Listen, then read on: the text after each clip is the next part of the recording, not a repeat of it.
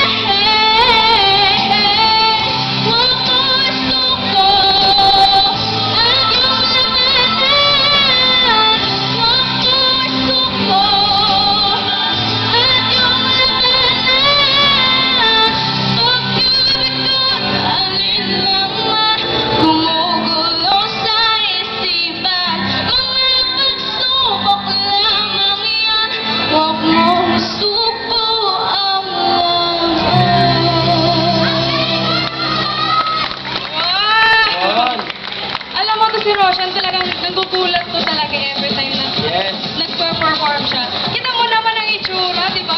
Kids na kids. Tapos, pag nasa stage na, nagbabago na ang aura. Parang na-transform. Nagtatransform, di ba? Nagugulat ako sa Parang sa Sarah Geronimo. Pag nakita mo naman sa Sarah Geronimo, kumakanta. Grabe na, pero kapag pag nakikita mo lang siya sa kung saan sa labas lang, off camera, parang sobrang same lang na. Simpleng tao lang.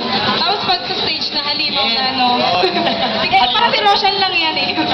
Alright, di ba? So pakinggan naman natin ang ating comment Yes. ni Sir Apollo. Hello. Hello, Roshan. Hello, magandang gabi sa inyo. Ang title is Pagsubok, di ba?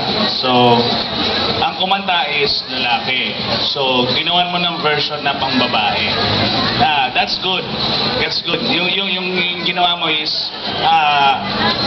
maganda yung ginawa mo. Pero one piece of take note lang do sa kung mag-aaral tayo ng isang kanta, watch mo na lang din kung paano ka hihinga. Okay? Doon lang tayo nagkaroon ng konting problema kasi minsan doon sa lyrics na dapat mong banggitin doon ka humihinga. Yun lang yung piece of advice na aralin mo ko sa kahihinga. Yun lang Pero sa performance mo, okay. Good. Ang Okay, ang sa Thank you akin. po. Thank you, Sir Apollo. Thank you. Okay, pakilala na natin ang ating